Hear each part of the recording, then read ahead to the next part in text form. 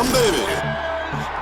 Enjoy this great game. What's going on, everybody? Welcome back to the Hum Baby Baseball channel. This is Eric, and today we're going to run through my mock draft, getting ready for the 2020 Major League Baseball draft. I'm just going to go through the top 29 picks. I would do the top 30 picks, but unfortunately, the Houston Astros, rest in peace, do not have a pick because they're not going to get a pick till the third round. So I'm just going to do the top 29. That way, every team will get a pick, except for, unfortunately, or fortunately, depending on how you look at it, the Astros. So let's get into this, starting with the first overall pick, and it goes to the Detroit Tigers, and it is going to be Spencer Torkelson from Arizona State. He is a beast. Unless they're looking for pitching, they're taking torque, and I'm pretty sure that's who they're going to take. He's got extreme power. He is awesome. He draws walks. He's going to be an absolute machine.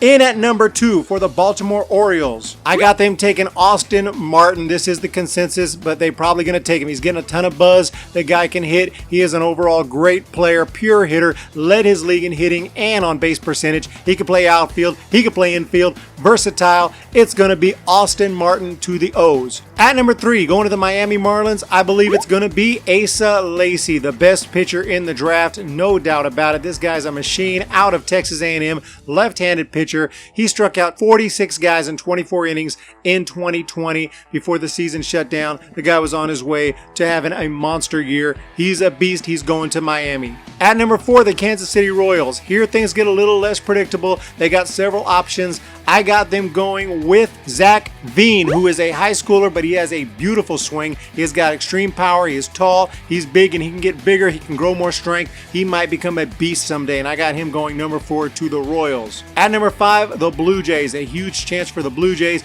to really propel that minor league system that already has a ton of talent. I think they're going to take Emerson Hancock. You can never have too much good pitching, and this guy's a machine at 6'4", 213 pounds. This right-hander has a huge ceiling, mid-high 90s with his fastball, plus changeup, nasty slider, 1.99 ERA in 2019 with 97 strikeouts and 90 innings. Look for Emerson Hancock to go really high in the draft, and I got him going to Toronto. At number 6 is the Mariners. I think they're taking Max Meyer if he's still available. I got him at number 6 going to Seattle. 2.13 career college ERA, 11.4 strikeouts per 9. The guy is filthy. I got him going to Seattle. At number 7, the Pirates. Who will their new GM, Ben Cherington, take? It's going to be Nick Gonzales. I can only dream of this guy getting down to number 13 for the Giants, but I highly doubt it. I got him going number 7 to Pittsburgh. Nick Gonzales is an infielder who has shown a ridiculous power over in New Mexico. He is just crushing home runs left and right. He hit 5 home runs in one day, and this season he was tearing it up. Ridiculous power. I don't know where it comes from, but he has got it, and I got him going to Pittsburgh. But at number 8, to the Padres, a team that does like to take high school players. Their last 4 picks were high schoolers from the southeast area of the country, and I got him doing it again with Robert Hasel out of Independence High School in Tennessee. Raw power, quick hands. The Padres are going to look for this guy to be a future power bat in that lineup to add to their already very impressive farm system. I got the Padres looking to the high school ranks at number 8. In at number 9 is the Colorado Rockies, a huge pick for them. They have a little bit of a depleted system, so they're going to need to really hit a home run with this, and I got them doing so with Reed Detmers of Louisville. He is probably the most polished pitcher in the draft. High floor. In 2020, he struck out 48 guys in 22 innings with a 1.23 ERA. He is absolutely disgusting. Look for Reed Detmers to get drafted high. I got him going number 9 to Colorado. At number 10, we got the Angels. And who's the best remaining player right now? I think that's who they're going to take, and it is Heston Kjerstad out of Arkansas. Extreme power, great looking outfielder. This is a no-brainer for the Angels. If he's still available, I got them taking him. He is going to still be available at 10, and the Angels are going to swoop him, and that's Heston Kjerstad. What about the Chicago White Sox, a team I'm really high on for 2020? They like to take college players, but I think they're going to be too tempted by this kid, Mick Abel, 18 years old, 6'5". This guy struck out 90 guys in 57.1 innings with a 1.34 ERA in 2019. Hard fastball, hard slider, plus changeup. I got him going to the White Sox. Up next at number 12, the Reds. They need a position player. They got a ton of pitching. in the big league team, in the minor league system, they got pitching, so they're going to take a hitter, and I believe it's going to be Austin Hendrick at number 12. Elite bat speed, great hands. He can play center, he can play right, got some speed. I mean, this is a really good looking player right here, and I think if he's still available at 12, he goes to Cincinnati. And the time has come for the San Francisco Giants. My dream pick would have been Mick Abel, Heston Kjerstad, or Nick Gonzales. Those are my dream picks, but I don't think they're going to be available, so I got to pick someone else. I've heard about Tyler Soderstrom, who is a catcher from Turlock, so not far from San Francisco. He's a local guy. Patrick Bailey's another great-looking catcher. But I got them actually going for a pitcher, and it's lefty Garrett Crochet, if I'm saying that right. I love this kid. Huge lefty, reminds me of Randy Johnson. He can strike out a ton of guys. He definitely needs some seasoning. He needs some minor league experience, and he needs some help from some professional coaches. But I think he's got a ton of potential, and I think he's got a bigger upside than some of the other options, such as the catchers that I mentioned. So I kind of hope they go with Crochet, but I won't be mad if they go with Soderstrom, because that sounds like a very solid local pick. But I got them going with Garrett Crochet at 13. At number 14 for the Texas Rangers, I think Patrick Bailey falls all the way to 14. He's a switch-hitting catcher. He is awesome. He's got serious pop. His stock has been rising as he has been crushing home runs. He's got 28 bombs at North Carolina and 460 at-bats. 302 career average. Definitely going to need some seasoning as well, but I think that if he's still available, I got him going to Texas at number 14. Now for the Philadelphia Phillies at 15, they're going to take Cade Cavalli out of Oklahoma. So he has got huge upside. This guy's had some injury issues, not the best ERA, but he struck out 114 guys in 101 innings. He's got solid mechanics. 6'4", he is a big guy. He's got a fastball that tops out around 98, struggles a little with command, but I see a ton of potential there, and I think the Phillies will jump on him if he is still available at 15. But what about the Chicago Cubs at number 16? They might not want to go high school, but based on who's left, I think they will anyway, because that's where most of the better players are, and they're going to go with Pete Crow Armstrong out of Harvard Westlake High School in California. Elite defensive center fielder, ton of speed. He's got an above average arm. He's got elite bat speed, but they haven't really translated to his power so far, but he's got a ton of potential to develop some pop, and I think that he is going to be a very solid pick at 16 by the Cubs. Now for the Red Sox at 17, that's where I got Tyler Soderstrom going, who could be drafted by the Giants at 13, but if not, I got him going to the Red Sox at 17. Like I said, out of Turlock High School, left-handed hitting catcher, 6'2", 200 pounds. He hit .373 in high school, 7 home runs, 69 RBI. He's got good speed for a catcher and a great arm behind the dish. It looks like a solid pick overall at 17. I got him going to the Bo Sox. Leading us to number 18 with the Arizona Diamondbacks, I got him taking shortstop Ed Howard out of Mount Carmel High School in Illinois. He could also move to second base. He can play some outfield, so he's a little bit versatile. You move him around where you need him depending on how high he makes it, and I think he's got a good chance to make it to the bigs. 6'2", good speed, good defense, very simple, short swing.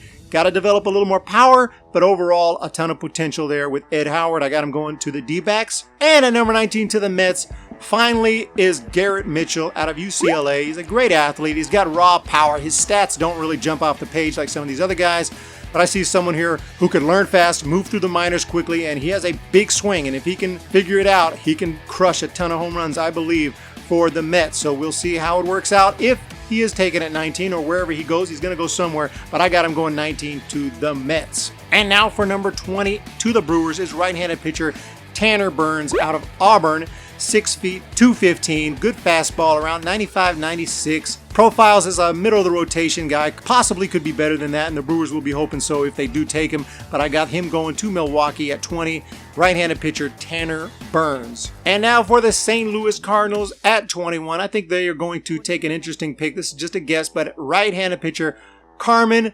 Mlodzinski, and if it were not for this Corona deal, this guy might be in the top 10 because he was dominating when things got shut down. He is big, 6'2", 232, ton of muscle. The guy tore it up in the Cape Cod League against Wood Bats, 1.83 ERA, 42 strikeouts in 34 innings. He hits 99 on the gun. This guy looks like he's got a ton of upside, and I think that it would be a big pick at 21 for the St. Louis Cardinals.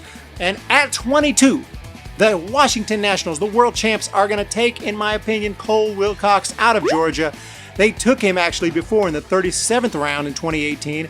But in 2020, he was 3-0 with a 1.57 ERA, just 2 walks in 23 innings. It's a small sample, but he was just getting better and better throughout his college career. I think the Nats are going to try again with Cole. This time he'll sign, and he's going to be a Washington National, and he's got nasty stuff. So look for Cole Wilcox out of Georgia. And at 23 for the Indians, who is the Tribe going to take?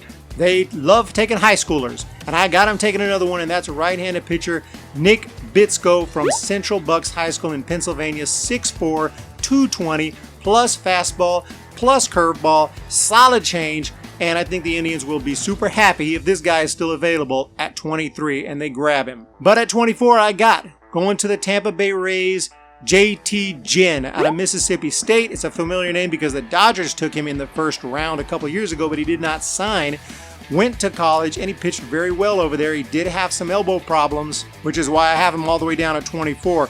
But he struck out 109 guys in 89 innings, 8-4 record. He still got the great stuff that he had when the Dodgers picked him. But, of course, he did not sign with the Dodgers, which, of course, I completely respect JT Ginn for that decision. Moving on to number 25, Atlanta Braves, right-handed pitcher out of Texas Tech. It's going to be Clayton Beeter, and he has got super awesome stats, especially when you start looking analytically, like at spin rate and all that. His stock has risen even after the shutdown, as scouts have checked out some of those advanced stats. He did have Tommy John, but I mean, let's be honest. I mean, what pitcher hasn't had Tommy John? I mean, come on, you're not a serious pitcher until you've had Tommy John. So, Braves, Clayton Beeter. And down to the wire, the Oakland A's, they like to take college players. I got them taking one named Chris McMahon out of Miami, right-handed pitcher. He's a 4-pitch guy. He has got solid stuff, 123 strikeouts in 112 innings, 6'2". He can touch 98. This guy looks like a seriously solid pick when you're down at 26 if he's still available. I've heard the Dodgers are interested, but I got him going to the A's.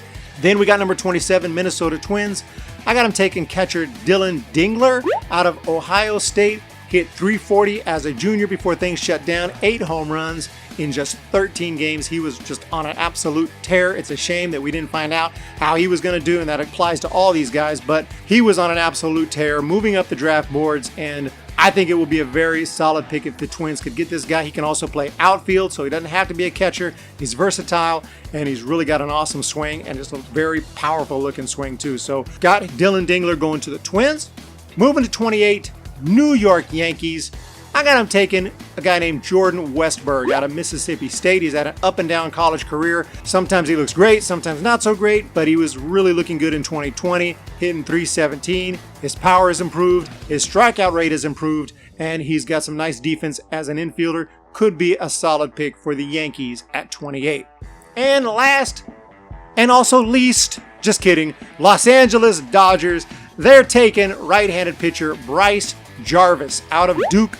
6'2", 195, hard fastball, good hard curve. He threw a perfect game in February, so this guy is legit, solid command and a funky style. Could be a future mainstay in that Dodgers rotation. Look for the Dodgers to look at Bryce Jarvis as a possibility. If not, I see Jarvis definitely going somewhere late in the first round. And that's going to do it for my top 29 picks. That way every team got a pick. If you want to see my entire list, my entire mock draft, I'll put a link in the description below. You can go check it out at my website, humbabybaseball.com. I really appreciate it. Let me know your thoughts down below. Who do you think these teams should take? Who's your favorite team and who do you want them to get? If you're a Giants fan, who do you see him taking at 13? Is it going to be Soderstrom or someone else? I got him taking Crochet, if you say that right. A lot of these names, by the way, I might have gotten wrong, so I apologize for that. But that's what I got for the top 29 picks. And again, sorry about that if you're a Houston Astros fan especially. But, you know, that's the way it is. You guys don't have a pick till the third round. And honestly, by that time, I really have no clue in hell who y'all are going to pick. So, Houston Astros, sorry you couldn't be a part of today's video. You guys have a great day. Hit the subscribe button, hit the thumbs up button. We're going to talk to you real soon and look for a live stream on Wednesday when this whole thing goes down. I can't wait to find out. Have a good one. Talk to you later. See ya! When the Giants come to town.